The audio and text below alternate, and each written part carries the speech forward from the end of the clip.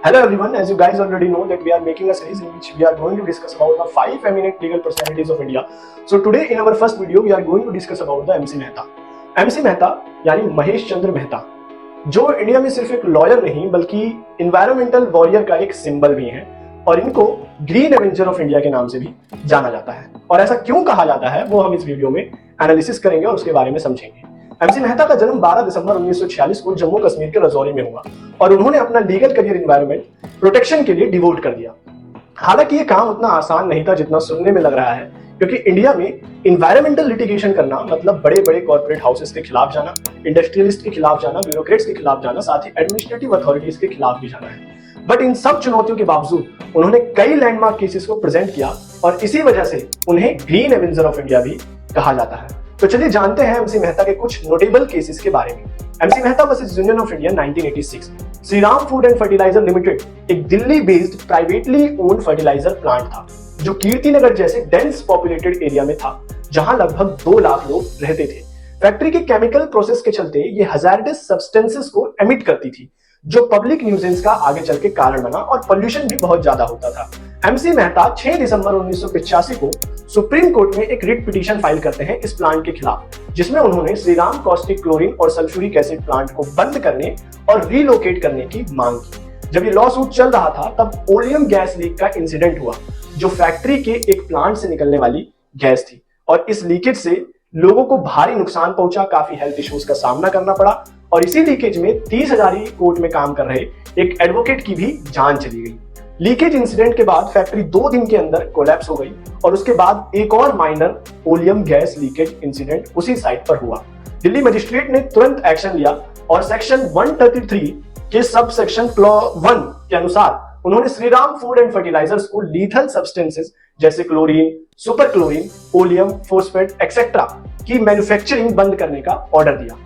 इस केस में Supreme Court of India ने first time absolute liability principle को लागू किया और इस प्रिंसिपल के तहत उन इंडस्ट्रीज पर जो इनहेरेंटली डेंजरस एक्टिविटीज में इंगेज्ड हैं और एनवायरनमेंट को काफी हैजार्ड पहुंचाती हैं, जैसे श्रीराम फूड एंड फर्टिलाइजर पर एब्सोल्यूट लायबिलिटी रूल लागू हुआ। इसका मतलब है कि कोई भी इंडस्ट्री जो हैजार्डस एक्टिविटी में शामिल है और जो किसी भी एक्सीडेंट के थ्रू एनवायरनमेंट या लोगों को नुकसान पहुंचाती है, उसे पूरी लायबिलिटी अपने ऊपर लेनी होगी और उस फैक्ट्री को पूरी तरीके से लायबल माना जाएगा जो भी नुकसान होगा। कोर्ट ने यह भी कहा कि इस प्रिंसिपल के तहत इंडस्ट्री को अपने ऑपरेशन से होने वाले पोटेंशियल हैजार्ड्स का ध्यान रखना चाहिए और साथ ही अगर कोई नुकसान होता है तो उसका पूरा कंपनसेशन उस फैक्ट्री को देना होगा। इस फैसले ने एनवायरनमेंट प्रोटेक्शन के लिए एक स्ट्रॉन्ग फ्रेमवर्क तैयार किया और इंडस्ट्रीज को उनके एक्शंस के लिए अकाउंटेबल बनाया गया। ये लैंडमार्क रूलिंग ने इंडियन लीगल सिस्टम में एनवायरमेंटल प्रोटेक्शन को लेकर के एक नई शुरुआत मानी गई और साथ ही एनवायरमेंटल जुरिस्डिक्शन को इस रूलिंग ने बहुत ज्यादा मजबूती प्रदान की। MC Mehta versus union of India 1988। MC Mehta versus union of India का ये केस जो 1988 में डिसाइड हुआ, इंडिया का एक लैंडमार्क एनवायरमेंटल लॉ केस है। ये एमसी मेहता द्वारा फाइल किया गया था और ये बहुत ही इंपॉर्टेंट केस है क्योंकि इस केस के अंदर कानपुर के अंदर जो पोल्यूशन, गंगा पोल्यूशन जो हो रहा था, बहुत सारी लेदर फैक्ट्रीज वहां वर्क कर रही थी, उसको लेकर के बहुत ही अच्छा जजमेंट सुप्रीम कोर्ट ने दिया। आर्टिकल 21 के तहत सुप्रीम कोर्ट ने कहा कि क्लीन और ग्रीन एनवायरनमेंट हर सिटीजन का एक राइट है और अगर इस राइट को कोई इसकी उल्लंघन करता है तो कोर्ट उसके खिलाफ एक्शन लेगी। कोर्ट ने पॉल्यूटिंग टैनरीज को बंद करने का ऑर्डर दिया जिनकी वजह से पोल्यूशन हो रहा था और कानपुर के अंदर पोल्यूशन कंट्रोल मेजर्स को स्ट्रिक्ट बनाया गया। साथ ही कुछ रेगुलेशन तैयार करने के भी निर्देश दिए गए ताकि एनवायरमेंटल हार्म को रोका जा सके। ये केस इंडिया में एनवायरमेंटल ज्यूरिस्प्रूडेंशन के विकास में महत्वपूर्ण योगदान देता है और जुडिशरी के रोल को भी मजबूत करता है, साथ ही जो एनवायरमेंटल राइट्स हैं उनको भी अपहोल्ड करता है। MC Mehta versus union of India 1996। ये केस 1995 में एनवायरमेंटल एमसी मेहता और एक पब्लिक इंटरेस्ट लॉयर द्वारा फाइल किया गया था, जिसका मकसद था हमारे देश के अजूबे ताजमहल को पोल्यूशन से होने वाले नुकसान से बचाना। ताजमहल का सफेद मार्बल पीला हो रहा था। एसिड रेन और आसपास के इंडस्ट्रीज से निकलने वाला सल्फर डाइऑक्साइड एमिशन की वजह से ताजमहल का जो रंग था वो पीला हो रहा था। 1996 में सुप्रीम कोर्ट ने पिटिशनर के पक्ष में फैसला देते हुए 292 पॉल्यूटिंग इंडस्ट्रीज को ताज ट्रेपीजियम जोन से बाहर शिफ्ट होने या नेचुरल गैस पर स्विच करने का निर्देश दिया। कोर्ट ने सरकार को भी ताजमहल को साफ करने और एनवायरमेंटल डैमेज को दूर करने के लिए कदम उठाने के निर्देश दिए और जिसके बाद इसका बहुत अच्छे तरीके से इंप्लीमेंटेशन भी हुआ। MC Mehta versus state of Tamil Nadu and others 1996। ये केस चाइल्ड लेबर केस के भी नाम से जाना जाता है और साथ ही ये केस इसलिए भी इंपॉर्टेंट है क्योंकि इस केस में सुप्रीम कोर्ट ने मैच फैक्ट्रीज और दूसरी हजारडस फैक्ट्रीज में चाइल्ड लेबर के मामले को देखने के लिए एक कमिटी बनाई थी और इस कमिटी ने ये रिकमेंड किया कि चाइल्ड लेबर से होने वाले फेटल एक्सीडेंट्स को रोकने के लिए इस कमिटी ने बहुत सारी रिकमेंडेशन दी। उन्होंने ये सुझाव दिया कि तमिलनाडु सरकार को यह सुनिश्चित करना चाहिए कि जो बच्चे हैं उनको फायरवर्क्स फैक्ट्री में काम पर ना रखा जाए। कमिटी ने 6 घंटे काम करने की सिफारिश करी, साथ ही सिर्फ पैकिंग वर्क में ही बच्चों को एम्प्लॉय किया जाए, साथ ही उनकी रिक्रिएशन, स्पेशलाइजेशन और एजुकेशन के लिए फैसिलिटीज, इंश्योरेंस आदि की भी सलाह दी। ये रिकमेंडेशन चाइल्ड लेबर के प्रति सरकार की जिम्मेदारियों को दर्शाती है और बच्चों के जो राइट्स हैं उनकी सिक्योरिटी के लिए, उनकी सेफ्टी के लिए एक महत्वपूर्ण कदम के रूप में ये केस जाना जाता है।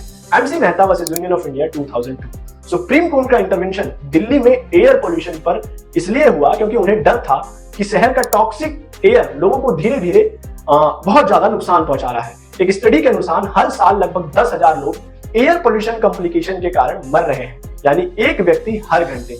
इस अनरेगुलेटेड पोल्यूशन और इसके हेल्थ इफेक्ट्स को देखते हुए सुप्रीम कोर्ट के लॉयर एमसी मेहता ने यूनियन ऑफ इंडिया के खिलाफ पब्लिक इंटरेस्ट लिटिगेशन फाइल करी, ये कहकर कि मौजूदा एनवायरमेंटल लॉज के तहत सरकार को पब्लिक हेल्थ के हित में एयर पोल्यूशन कम करने के लिए कदम उठाना चाहिए।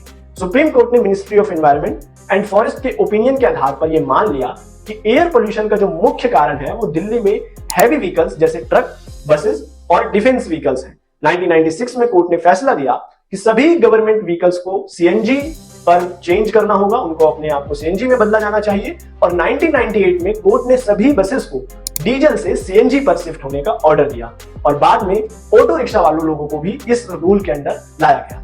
2002 में सुप्रीम कोर्ट ने सीएनजी कन्वर्जन के लिए अपने कमिटमेंट को दोहराया और दिल्ली सरकार की तरफ से इस जजमेंट पर इंप्लीमेंटेशन की जो कमी थी, जिसको अच्छी तरीके से इंप्लीमेंट नहीं किया जा रहा था, उस पर अपनी नाराजगी व्यक्त की। तो ये एमसी मेहता का काम जो था वो सिर्फ कोर्ट रूम तक सीमित नहीं था। उन्होंने पर्यावरण के प्रति समाज को जागरूक करने के लिए बहुत सारे अवेयरनेस और कैंपेन्स भी चलाए। एमसी मेहता के एफर्ट की वजह से ही आज लोग एनवायरमेंटल के प्रति इतने अवेयर हैं और उससे इंस्पायर होकर एनवायरमेंटल प्रोटेक्शन के लिए आगे आते हैं। तो ये एमसी मेहता थे जिन्होंने इंडिया के अंदर एनवायरमेंटल ज्यूरिस्प्रूडेंस को एक मजबूती प्रदान करी। तो अगर आपको ये वीडियो अच्छी लगी हो तो इस वीडियो को लाइक करें, शेयर करें और चैनल को सब्सक्राइब करें। साथ ही कमेंट करना ना भूलें और कमेंट में बताएं कि आप किस लीगल पर्सनैलिटीज के बारे में अगली वीडियो चाहते हैं। Thank you so much.